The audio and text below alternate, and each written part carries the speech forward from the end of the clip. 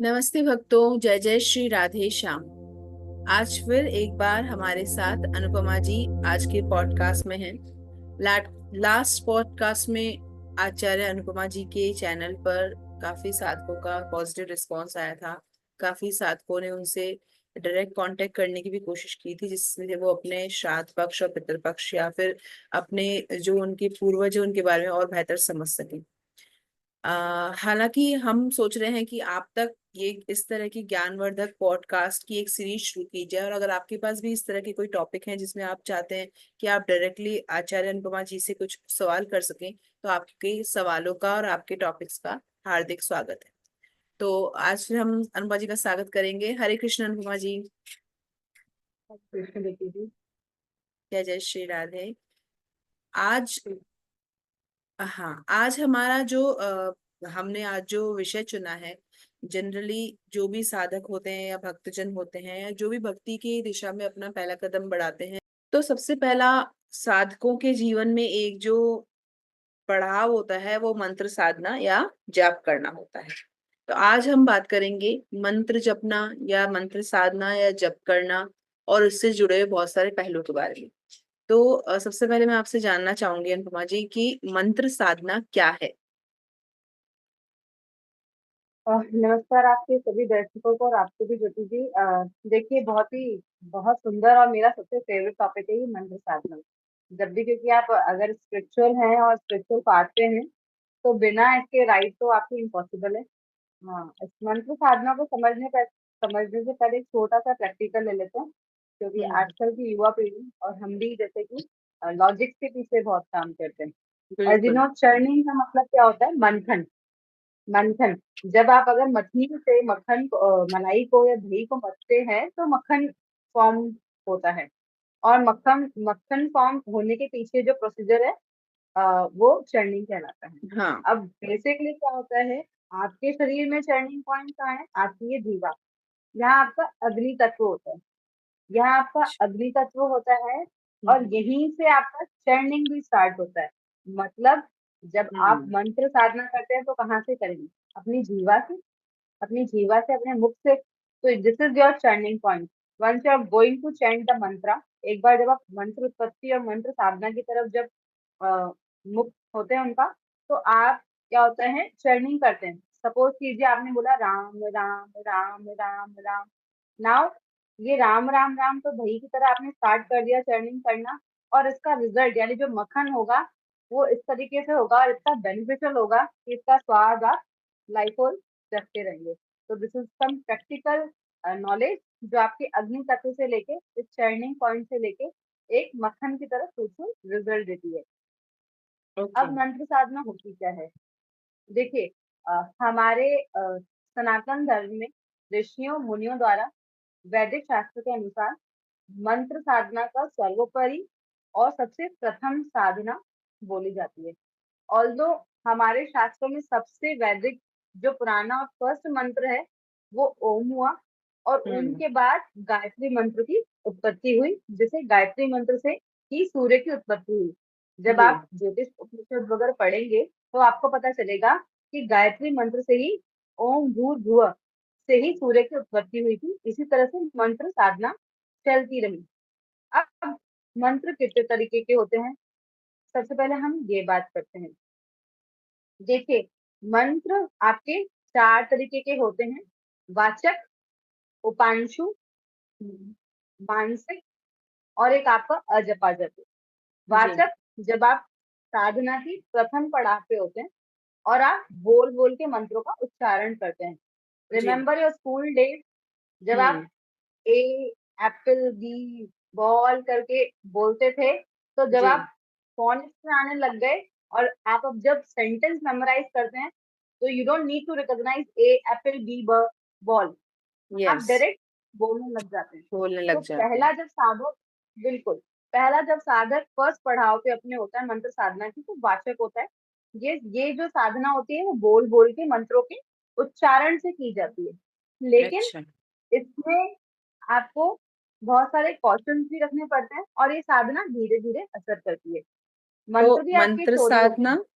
हाँ, मंत्र साधना बेसिकली मंत्रों का उच्चारण है। जिसे हम बिल्कुल बिल्कुल बोल बोल कर अपनी प्रैक्टिस में लाते हैं। और ये मंत्र साधना माला जपना ही है या कुछ अलग चीज है? बिल्कुल। पहले देखिए ज्योति, जैसे मैंने आपको बताया कि वाचक, वाचक मीन्स पहला बोल बोल के जब आप करते हैं। हाँ। सेकंड आपका होता है उपांशु। उपांशु मीन्स आपका जो होठ है वो फड़फड़ाएंगे। आपको, हम्म। आपके पास वाले बैठे व्यक्ति को आपका मंत्र सुनाई नहीं देगा, लेकिन वो मंत्र आप चैंट करते हो, वो उपांशु होता है। इसी हम्म। तरीके से होता है तीसरा आपका मानसिक जाप। जब आपको ही ज्ञात ना हो कि आपके मन मन में आपका मंत्र चल रहा है और सामने वाले के सामने आप बैठे हैं और उसको पता भी ना चलेगा कि ये मंत्र जाप कर रहे हैं, ये मानसिक तृतीय श्रेणी में आता है। ये सर्वश्रेष्ठ जाप की श्रेणी कही जाती है। इसके बाद जी। आता है अजपा जाप। जी। यानी जब आप अभ्यास में इतने अभ्यासरत हो जाते हैं मंत्र जाप के, और आप ना कोई दैनिक दिनचर्या का कोई कार्य कर रहे हैं, और उसके बाद आपको ये भी नहीं पता चलता कि आपके कार्य के साथ साथ वो अजपा जब भी आपका चल रहा है, ये सबसे सर्वश्रेष्ठ साधक की और आखिरी पड़ाव होता है ये। तो इसके बाद धीरे धीरे ध्यान और ये सारी चीजों में चला जाता है। ठीक है अनुपमा जी, अब मैं आपसे अपना दूसरा सवाल पूछना चाहूंगी कि मंत्र साधना क्यों जरूरी है? क्या करने से इससे हमारे लिए क्यों जरूरी है? क्या ये सिर्फ हिंदुओं के लिए जरूरी है या कोई और धर्म के लोग भी इसे कर सकते हैं? या जैसे हम देख रहे हैं आजकल कृष्ण भक्ति में फॉरेनर्स, जर्मन, रशियंस और बहुत सारे लोग हैं, क्या उन लोगों के लिए भी? बेसिकली क्या मैं ये पूछना चाहती हूँ, क्या ये हर साधक के लिए जरूरी है या हर हिंदू के लिए जरूरी है या एक हर ह्यूमन बीइंग के लिए जरूरी है? डिफरेंस क्या है और क्यों जरूरी? देखिए वैसे तो ये सबके लिए ही कार्यरत है और सबको ही करना चाहिए, लेकिन इसका बेसिक उपयोग क्या है? क्योंकि आजकल आप बिना प्रैक्टिकल के कोई भी चीज नहीं लेते। हम्म। आपके कर्मों के कटाव की श्रेणी के लिए मंत्र बहुत आवश्यक है। आपके लिए एक रक्षा आवरण आपका मंत्र बनाता है। और अगर आप हिंदुइज्म में हैं, तो आपका सबसे बेसिक मंत्र ओम है। तो हम्म। अगर कोई कुछ भी नहीं करता, तो मेडिटेशन के टाइम पे जब आप ओम का उच्चारण करते हैं, तो उसके सारे आपके चक्र हील होते हैं। बेसिकली हम्म। हमारे कर्मों की काटने की श्रेणी के लिए कुछ ऐसे कर्म जो हमें, जिनमें हम बंध गए हैं, जो हम काटना चाहते हैं, तो उनके कटाव के लिए, जीवन की सरलता के लिए मंत्र जाप बहुत ही ज्यादा जरूरी है। ओके। तो आपके अनुसार जो जीवन में हमारी जो भी अवरोध है या मानसिक अशांति है, उसके कटाव के लिए मंत्र साधना बहुत जरूरी है। और इसमें कोई बैरियर नहीं है कि कौन कर सकता है कौन नहीं कर सकता, ये एक ऐसी चीज है जिसमें कोई भी एनरोल कर सकता है। बहुत अच्छा। तो जैसे मैं आपसे यही इसी पे मेरा अगला क्वेश्चन इसी पे बेस्ड है कि आपने अभी जैसे हमारी बात हो गई, मैंने आपसे सेकंड क्वेश्चन में ही दोनों क्वेश्चन पूछ लिए एक तरह से, कौन कर सकता है। फिर अगर मैं अपना तीसरा क्वेश्चन पूछूं कि मंत्र साधना कौन कर सकता है, तो इसमें मेरा फोकस है एज ग्रुप पर। पहले मेरा फोकस था कि समुदाय, जाति या फिर कंट्री या उस पे बेस पर। अब मेरा है कि इसकी राइट एज क्या है? क्या कोई राइट एज है? क्या कोई राइट एज नहीं है? क्या है मंत्र साधना की राइट एज? क्या है, कौन कर सकता है? देखिए पहले तो जब हम आज के टाइम में शायद ये ट्रेंड नहीं होगा, लेकिन आप अगर पूर्व काल की तरफ चलेंगे, तो हमारे सनातन में और हमारे हिंदुइज्म में जब बच्चा थोड़ा बड़ा होता था, तो कोई भी माता पिता उसे बचपन में किसी भी मंत्र का एक उच्चारण का दे देते थे। हम्म। और हर वर्ग के लिए मंत्रोच्चारण अलग होता है। अगर एक छोटा बच्चा अपनी विद्या को, विद्या के लिए अगर जाप कर रहा है, तो इन्हीं का करके वो बीज मंत्र के थ्रू अपनी विद्या और ज्ञान को अर्जित कर सकता है। या गायत्री मंत्र के थ्रू भी बच्चों को जो है उजागरित किया जाता है। और वैसे भी अच्छा। कहते हैं, जैसे बच्चों में जैसे आप एक किसी भी पौधे में बीज डाल लेते हैं, अंकुरित होने तक उसका इंतजार करते हैं, तो हम्म। बच्चों में स्पेशली जब आप छोटी आयु में कोई भी मंत्र दे देते हैं, तो वो उनके लिए ऊर्जा शक्ति के साथ साथ उर्वरा शक्ति का भी काम करता है। जब वो अंकुरित अच्छा। होता है उनकी एज में, तो उन्हें वो इस तरीके से मतलब बांध के रखता है कि उनके लिए कोई भी नेगेटिव और पॉजिटिव एस्पेक्ट नहीं होता, उनके लिए डेली रूटीन का कार्य बन जाता है। अच्छा। अब कई मंत्र ऐसे होते हैं, जैसे आपने वर्ग को लेके कहा, तो कई मंत्र ऐसे होते हैं जो मानसिक शांति के लिए किए जाते हैं। कई मंत्र जो होते हैं आपकी इच्छा विशेष शक्ति के लिए किए जाते हैं, पूर्ति के लिए किए जाते हैं। हम्म। कई मंत्र जो ऐसे होते हैं आपकी सिर्फ साधना बेस्ड होते हैं, उनके लिए किए जाते हैं। ऐसे हम्म। मंत्रों की अलग अलग श्रेणियां होती हैं। जैसे ओके। साबर मंत्र कहते हैं, बीज मंत्र कहते हैं, वैदिक मंत्र कहते हैं। ओके। साबर मंत्र जो होते हैं वो स्वयं सिद्ध मंत्र होते हैं। उनमें जैसे आपको कुछ करना नहीं पड़ता, छोटे मोटे कार्यों के लिए आप वो यूज कर सकते हैं। बीज मंत्र जो ऐसे होते हैं जिनको आप पूरा उच्चारण न करके सिर्फ अ, उनका सिर्फ शब्द विशेष बोल करके उनको जागृत कर सकते हैं। हम्म। ऐसे ही वैदिक मंत्र होते हैं। तो बेसिकली जो वैदिक मंत्र होते हैं वो ज्योतिषीय उपाय के लिए दिए जाते हैं। तो और वैदिक मंत्र हम कह वो सकते हैं आपकी बच्चों के लिए ठीक नहीं है, छोटी उम्र के लिए ठीक नहीं, वो एक परिपक्व उम्र पर लोग कर सकते हैं, यही मतलब हो। हाँ, बिल्कुल बिल्कुल बिल्कुल।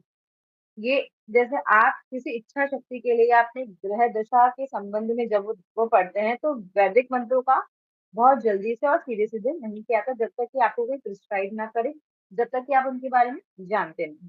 और साबर ओके। मंत्रों को भी इस तरीके से छेड़ा नहीं जाता। ठीक है। तो ये हमने जाना कि मंत्रों की डिफरेंट कैटेगरीज है जिनको डिफरेंट एज ग्रुप के लोग कर सकते हैं। तो मैं अब इस छोटे से डिस्कशन में आपसे बहुत एक दो लाइन में आंसर चाहूंगी कि आप बता सकें कि बच्चों के लिए कौन से मंत्र हैं जो बच्चे अपने रूटीन का हिस्सा बना सकते हैं, और पेरेंट्स के लिए भी एक अच्छी चीज रहेगी उनके बच्चे अपनी लाइफ में फिजिकली और मेंटली और स्पिरिचुअली ग्रोथ कर रहे हैं। उन मंत्र, कुछ ऐसे मंत्र आप सजेस्ट करेंगे पेरेंट्स के लिए जो जनरलाइज हैं, बच्चे ले सकते हैं।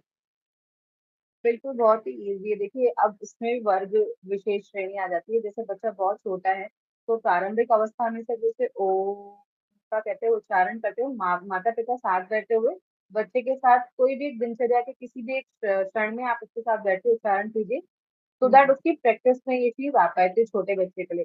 फिर हम्म। जैसे थोड़ा-सा और बच्चा सब्जेक्ट या थोड़ा और बड़ा होता है, आप कह सकते हैं प्राइमरी के बाद का जो एरिया होता है, उसमें आप बच्चों को सरस्वती के मंत्र दे सकते हैं, बहुत ईज़ी है।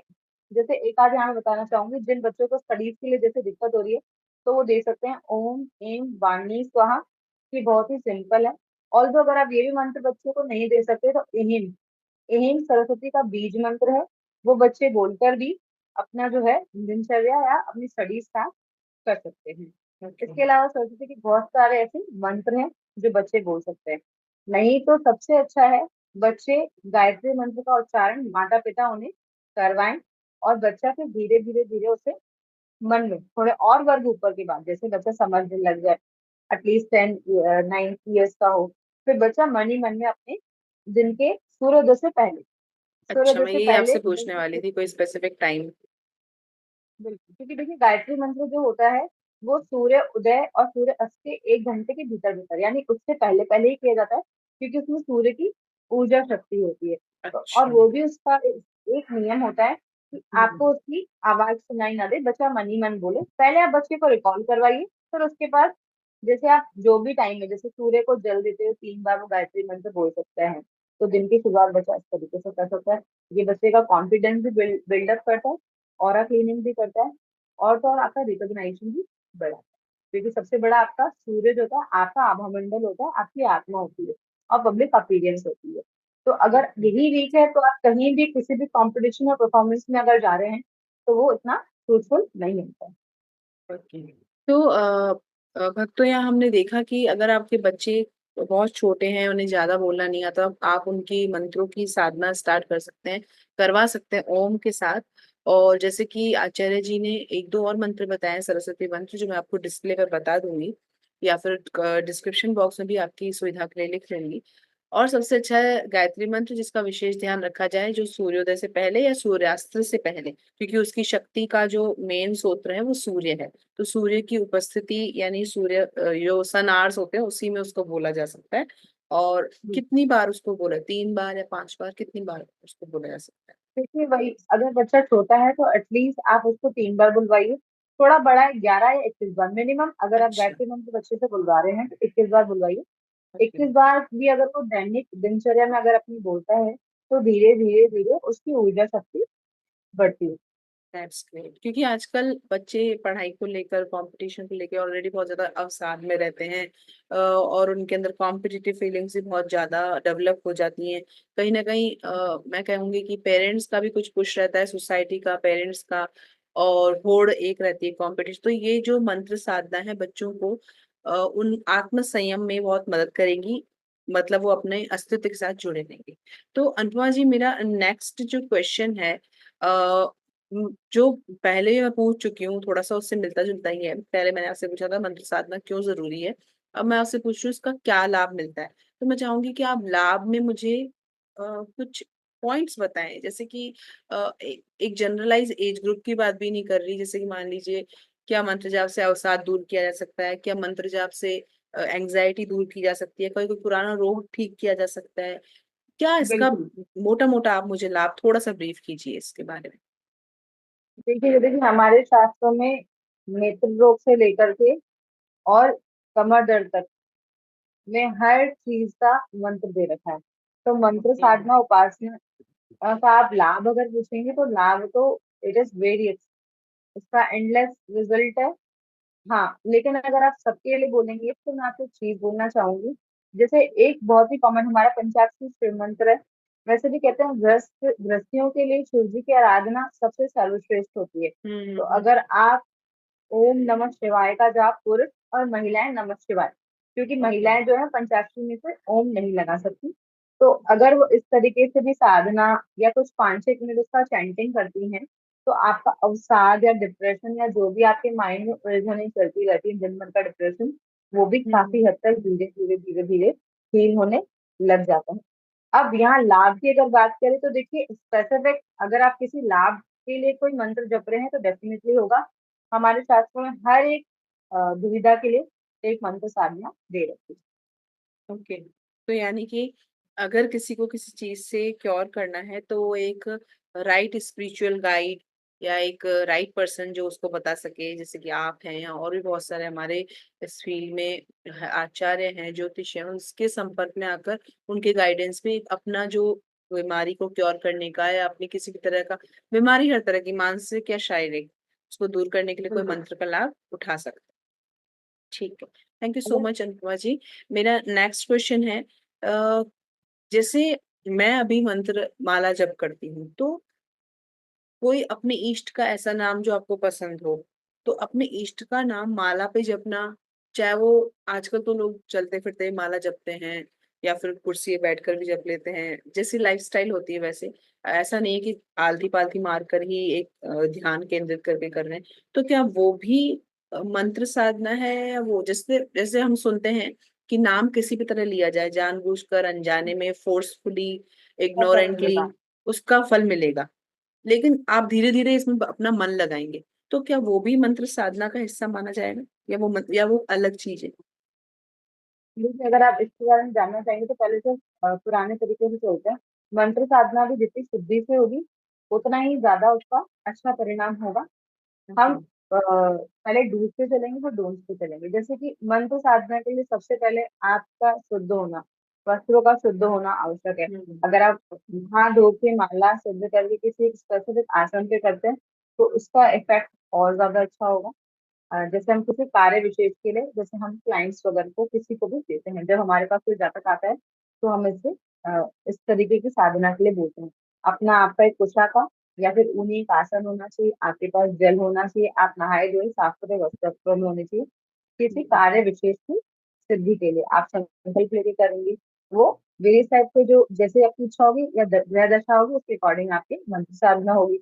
Secondly okay. अगर आप आपकी परिपेक्ष या परिपाटी में अगर बोलेंगे मंत्र साधना का, तो बिल्कुल गीता में भगवान श्री कृष्ण ने कह रखा है, अनजाने से ही सही मेरा लिया हुआ नाम आपके बस बैंक अकाउंट पे लिख दिया जाता है और उसका भी रिजल्ट आता ही है। तो जब अच्छा। अनजाने में ही आता है तो आप इसको जान बूझ के लीजिए और कोशिश कीजिए कि गौमुखी हो आपके हाथ में, यानी जो आप पॉटली देते हैं माला चैंटिंग की, आप शुद्ध अवस्था में हो और आपका एक आसन हो। प्रॉपर आप 5 या 10 मिनट जो भी आप दे रहे हैं तो डिवोट करके दीजिए। इसके अलावा जब आप अशुद्ध अवस्था में होते हैं या आप बिजी होते हैं अपने शेड्यूल में, तो आप अजपा जब साधना कर सकते हैं। जैसा कि मैंने चौथे टाइप की श्रेणी बताई थी आपको, तो उसमें वो सर्वश्रेष्ठ श्रेणी है। उसमें आपको ओके। आसन की भी जरूरत नहीं, उसमें आपको किसी भी चीज की जरूरत नहीं, लेकिन वो आपका बहुत ही अच्छी साधना है, वो भी अजपा जप के लिए। आज के परिप्रेक्ष्य में अगर आप वो करते हैं तो सर्वश्रेष्ठ है। दैट्स सो ग्रेट, क्योंकि ये बहुत सारे साधकों को हेल्प कर सकता है आजकल। बहुत छोटे छोटे बच्चे हैं, क्योंकि अब जैसे भगवान ने कहा था घोर कलयुग में या कलयुग में भक्ति की एक बहुत बड़ी लहर आएगी, काफी लोग भक्ति में एनरोल होंगे। तो थैंकफुली बच्चे भी और बड़े भी सब माला जप कर रहे हैं, तो वो लोग जो, वो भक्त जो इस पॉडकास्ट को देख रहे हैं उनके लिए भी एक अच्छी खबर है कि वो भी धीरे धीरे अपनी प्रगति के लिए अग्रसर हो रहे हैं इस तरीके से। अच्छा, मैं आपसे एक और सवाल पूछना चाहती थी कि मंत्र जब से कार्य सिद्धि होती है, अगर होती है तो कार्य सिद्धि से मेरा मतलब, जैसे पहले प्रश्न था शारीरिक या मानसिक कष्ट दूर करना, वो एक डिफरेंट चीज थी। बट कार्य सिद्धि यानी मैं अगर उसको सांसारिक लाभ के श्रेणी में रखूं तो वो ज्यादा बेहतर वर्ड होगा। कार्य सिद्धि जैसे लोग आप ज्योतिष के पास आते हैं कि हमारा धंधा नहीं चल रहा है, हमारा काम नहीं चल रहा है, हमारे साथ ये नहीं हो रहा, तो क्या कार्य सिद्धि भी मंत्र साधना से होती है? कई बार मुझे भी, मैं किसी ज्योतिष के पास जाती हूँ तो वो कहते हैं ये मंत्र इतनी बार जपो, इतने दिन तक जपो। तो is it possible, does it work actually, की कार्य सबसे सिद्धि पहले होती है? बिल्कुल इसको समझने से पहले एक चीज समझिए, हमारे कर्म कर्म की प्रणाली। हम्म, गीता में भी लिखा था हमारे कर्म 3 प्रकार के होते हैं, काट्य, अकाट्य, काट्य, अकाट्य। जी। अगर आप कर्म के किस श्रेणी में आ रहे हैं ये आपकी पत्रिका बताएगी।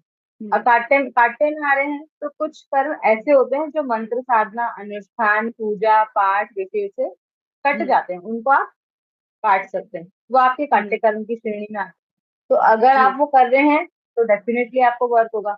लेकिन आपने कहीं जगह ये भी सुना होगा कि मैंने तो ये किया लेकिन मेरा तो कुछ नहीं हुआ, वो अकाट्य में आते हैं। यानी कुछ कर्म ऐसे होते हैं आपकी कुंडली के अकॉर्डिंग जो मंत्र साधना पूजा विशेष से भी नहीं पूरे होंगे, अब वो आपको इस भुक्ति में भोगने ही है, वो अकाट्य अच्छा। कर्म होते हैं। तीसरे प्रकार की ओ। श्रेणी होती है काट्य अकाट्य। यानी आपने सपोज कीजिए मुझसे कुछ पूछा, मैंने कहा ये होने के चांसेस हैं, आप करके देख लीजिए, तो वो श्रेणी में आएगा कि आपने किया वो कार्य तो अकाटे काटे, यानी कुछ होगा और कुछ नहीं होगा।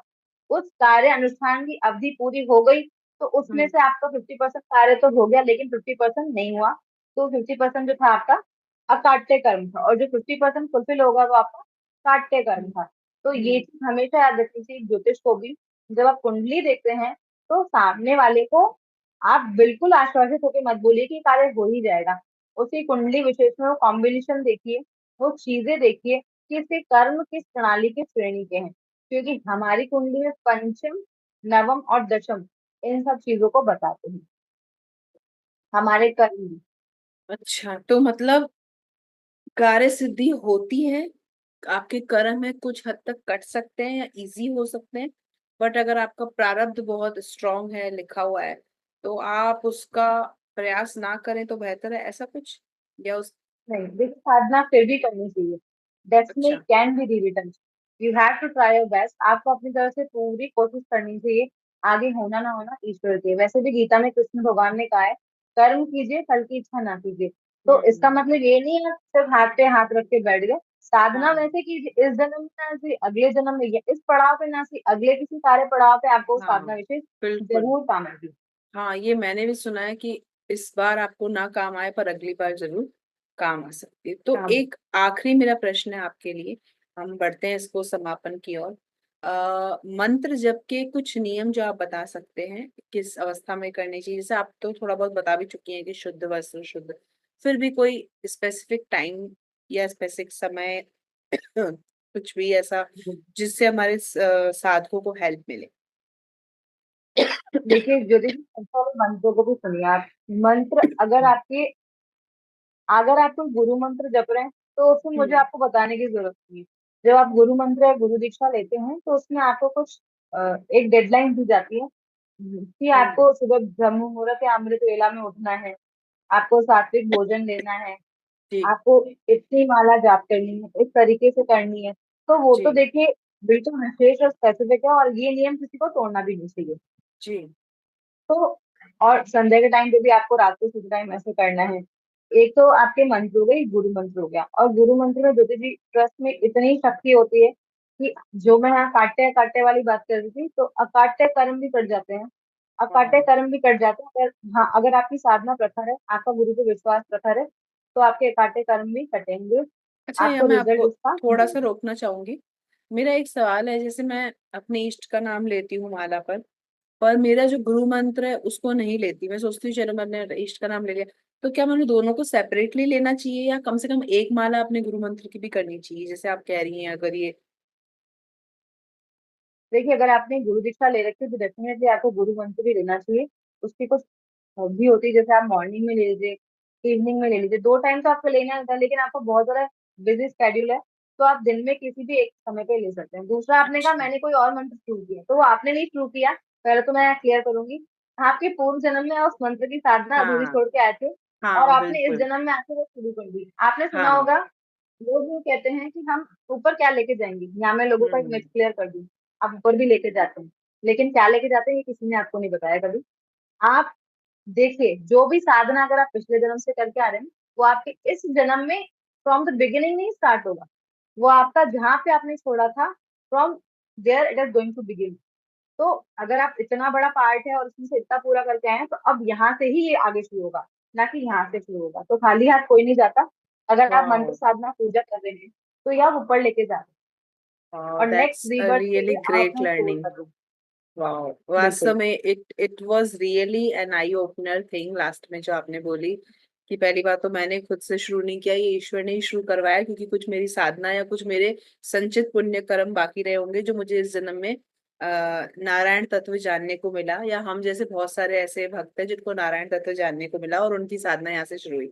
सेकेंडली, जैसे कि आचार्य जी ने कहा, आपका गुरु मंत्र में बहुत ताकत है, आपके कर्मों को काट सकता है। तो अगर आपने किसी गुरु से दीक्षा ले रखी है, और साथ में आप अपने इष्ट का भी नाम लेते हैं जिनका नाम आपके गुरु मंत्र से अलग है, यानी कि जैसे मान लीजिए मैं आपको रेफरेंस के लिए बता रही हूँ, अपनी जो इष्ट का नाम है राधा कृष्ण राधा कृष्ण राधा कृष्ण, या महामंत्र जो हम लेते हैं हरे कृष्ण कृष्ण कृष्ण हरे हरे, हरे राम राम राम हरे हरे, आप इसकी अगर चैंटिंग करते हैं और आपके गुरु जी ने आपको कुछ अलग नाम दे रखा है, तो एटलीस्ट दिन में 2 या 3 बार अपने गुरु मंत्र का भी जाप कीजिए, ताकि आपके जीवन में वो ऊर्जा संचार हो। तो अनुपमा जी, जैसे हम अभी तक बात करते आ रहे हैं मंत्र साधना और कार्य सिद्धि के बारे में, तो हमारे बहुत सारे व्यूअर्स ऐसे हैं या भक्तजन ऐसे हैं जिनके खुद के जीवन में काफी बाधाएं हैं, और वो भक्ति भी कर रहे हैं, साथ में कुछ ऐसी चीजें हैं जो उनको कुछ विशेष मंत्र आप बताना चाहें। लेट से किसी को सरकारी नौकरी के लिए कोई बीज मंत्र की पता करना हो, कोई बच्चा है जो आरपीएससी यूपीएससी की तैयारी कर रहा हो, उसमें कॉन्फिडेंस नहीं है इतना, उसको बिल्डअप करने के लिए कौन से मंत्र साधना से वो उसको फायदा होगा, या ऐसे और बहुत सारे काम हैं जो प्रैक्टिकली लाइफ में बहुत सारे लोग के लाइफ में अड़चन पैदा कर रहे हैं, आप उनके लिए कौन से बीज मंत्र सजेस्ट करेंगे?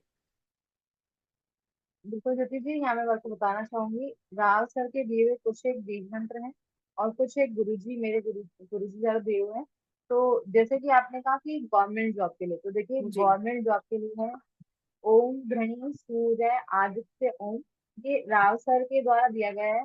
ऑल्दो ये सिर्फ गवर्नमेंट जॉब के लिए ही नहीं, ये हम ज्योतिषों के लिए भी है। अगर कोई नए नए लर्नर जो ज्योतिष सब्जेक्ट में अभी एंटर हुए हैं, और उनको भी अपनी जैसे अपना आभा मंडल और अपनी वास्तु प्रखर करनी है, तो ज्योतिष के लिए सूर्य साधना सर्वोपरि है, और गवर्नमेंट जॉब के लिए भी।